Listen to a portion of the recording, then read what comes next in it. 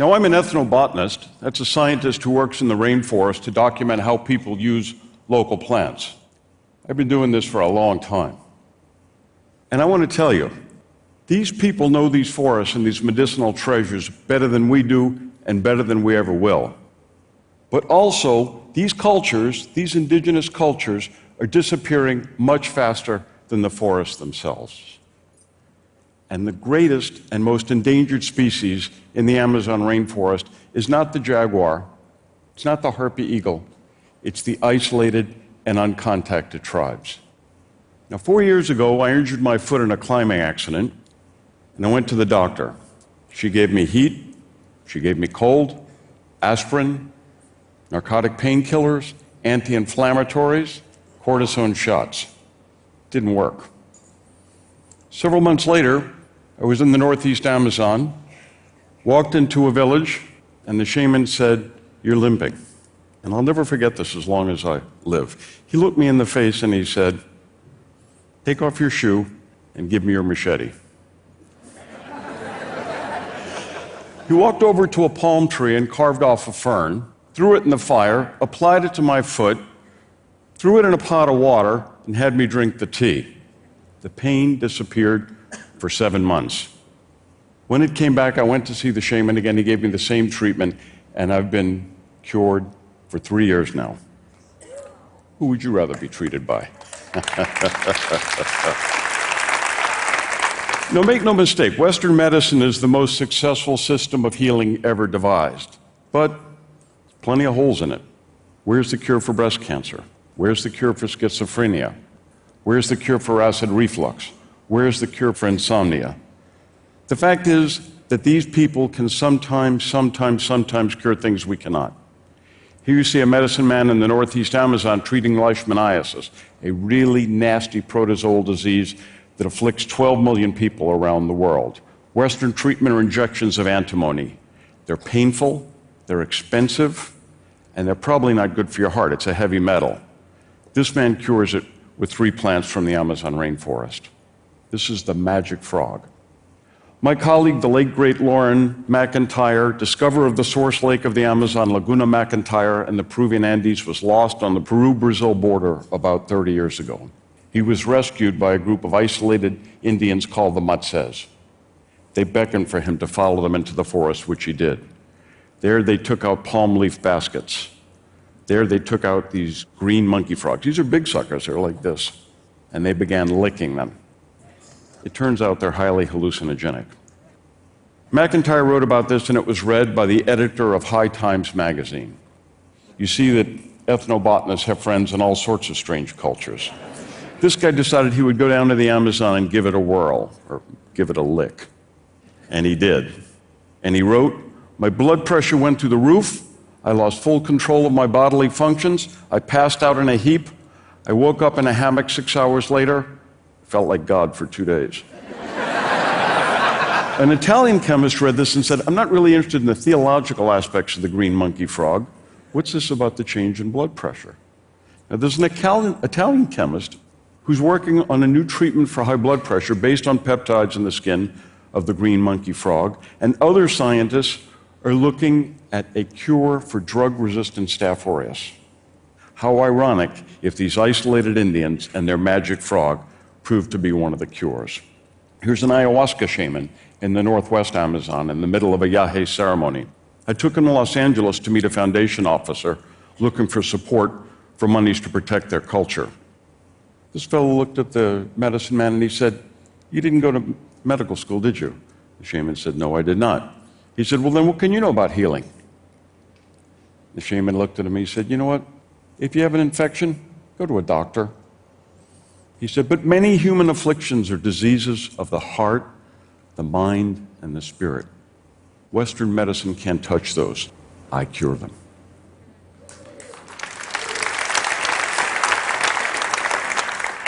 But all is not rosy in learning from nature about new medicines. This is a viper from Brazil, the venom of which was studied at the Universidade de São Paulo here. It was later developed into ACE inhibitors. This is a frontline treatment for hypertension. Hypertension kills over 10% of all deaths on the planet every day. This is a $4 billion industry based on venom from a Brazilian snake, and the Brazilians did not get a nickel. This is not an acceptable way of doing business. The rainforest has been called the greatest expression of life on Earth. There's a saying in Suriname that I dearly love. The rainforest holds answers to questions we have yet to ask. But as you all know, it's rapidly disappearing here in Brazil, in the Amazon, around the world. I took this picture from a small plane flying over the eastern border of the Xingu Indigenous Reserve in the state of Mato Grosso to the northwest of here. The top half of the picture, you see where the Indians live. The line through the middle is the eastern border of the reserve. Top half Indians, bottom half white guys. Top half wonder drugs, bottom half just a bunch of skinny-ass cows. Top half carbon sequestered in the forest where it belongs, bottom half carbon in the atmosphere where it's driving climate change. In fact, the number 2 cause of carbon being released into the atmosphere is forest destruction. But in talking about destruction, it's important to keep in mind that the Amazon is the mightiest landscape of all. It's a place of beauty and wonder. The biggest anteater in the world lives in the rainforest, tips the scale at 90 pounds. The Goliath bird-eating spider is the world's largest spider. It's found in the Amazon as well. The harpy eagle wingspan is over 7 feet. And the black caiman. These monsters can tip the scale at over half a ton.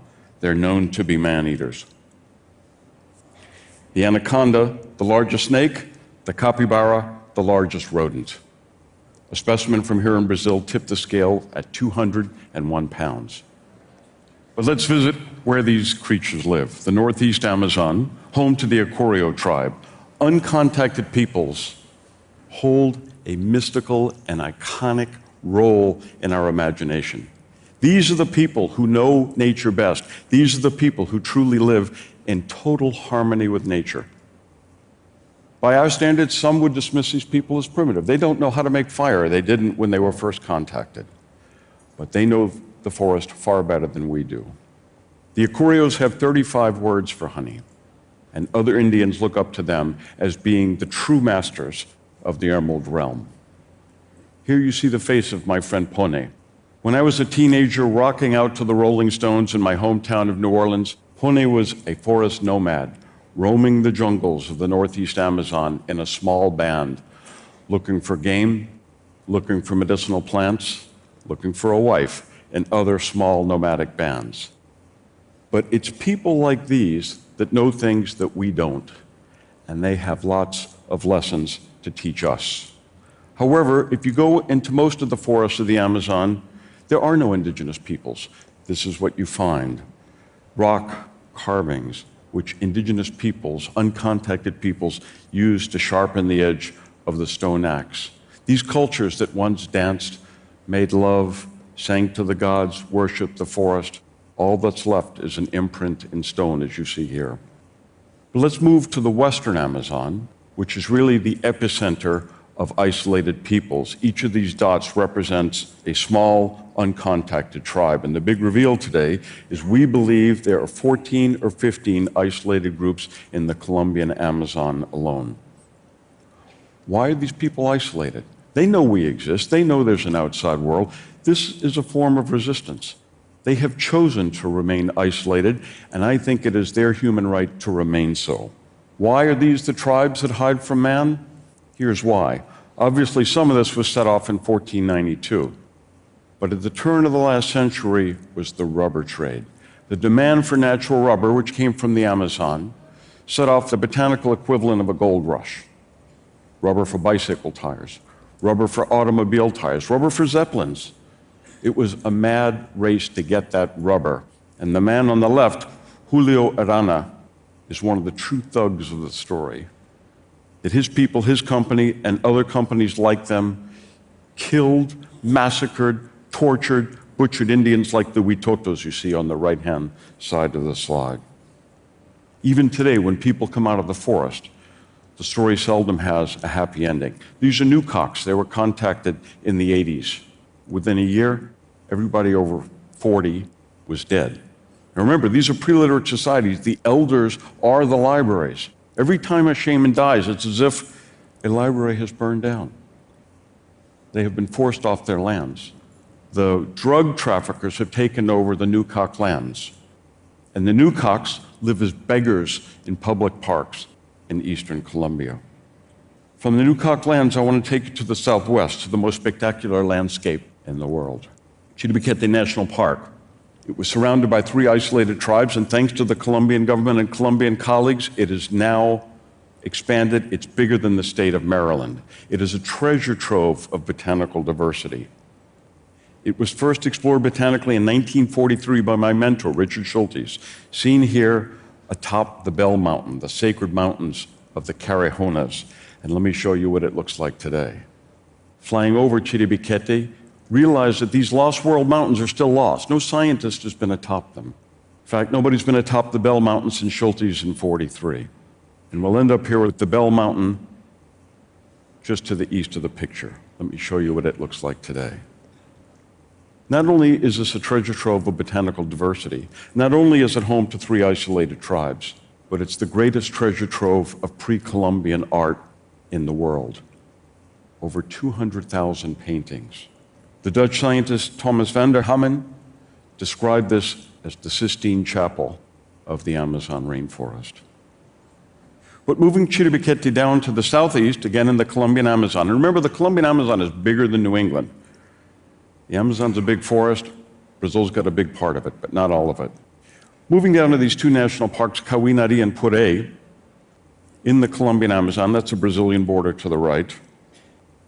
It's home to several groups of isolated and uncontacted peoples. To the trained eye, you can look at the roofs of these malokas, these longhouses, and see that there's cultural diversity. These are, in fact, different tribes. As isolated as these areas are, let me show you how the outside world is crowding in. Here we see trade and transport increased in Putumayo. With the diminishment of the civil war in Colombia, the outside world is showing up. To the north, we have illegal gold mining, also from the east from Brazil. There's increased hunting and fishing for commercial purposes. We see illegal logging come in from the south, and drug runners are trying to move through the park and get into Brazil. This, in the past, is why you didn't miss with isolated Indians. And if it looks like this picture's out of focus because it was taken in a hurry, here's why. This looks like a This looks like a hangar from the Brazilian Amazon. This is an art exhibit in Havana, Cuba, a group called Los Carpinteros. This is their perception of why you shouldn't mess with uncontacted Indians. But the world is changing.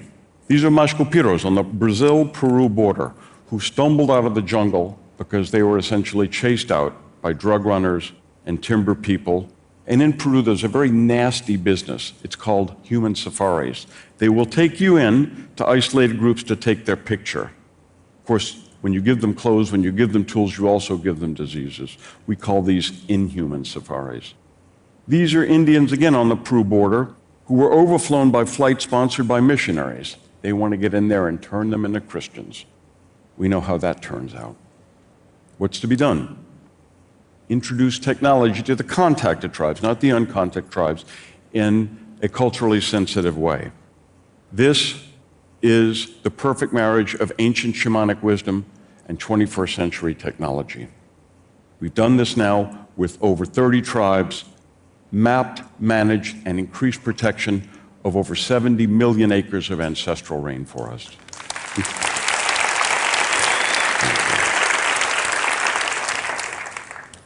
So this allows the Indians to take control of their environmental and cultural destiny. They also then set up guardhouses to keep outsiders out. These are Indians trained as indigenous park rangers, patrolling the borders and keeping the outside world at bay. This is a picture of actual contact. These are Chitanawa Indians on the Brazil-Peru border. They've come out of the jungle asking for help. They were shot at. Their malokas, their longhouses were burned. Some of them were massacred. Using automatic weapons to slaughter uncontacted peoples is the single most despicable and disgusting human rights abuse on our planet today, and it has to stop.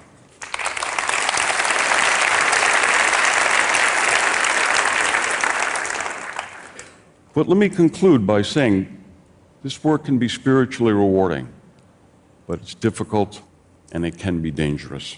2 colleagues of mine passed away recently in the crash of a small plane. They were serving the forest to protect those uncontacted tribes. So the question is, in conclusion, is what the future holds. These are the Yore people in Brazil. What does the future hold for them, and what does the future hold for us? Let's think differently. Let's make a better world. If the climate's going to change, let's have a climate that changes for the better rather than the worse. Let's live on a planet full of luxuriant vegetation in which isolated peoples can remain in isolation, can maintain that mystery and that knowledge if they so choose. Let's live in a world where the shamans live in these forests and heal themselves and us with their mystical plants and their sacred frogs. Thanks again.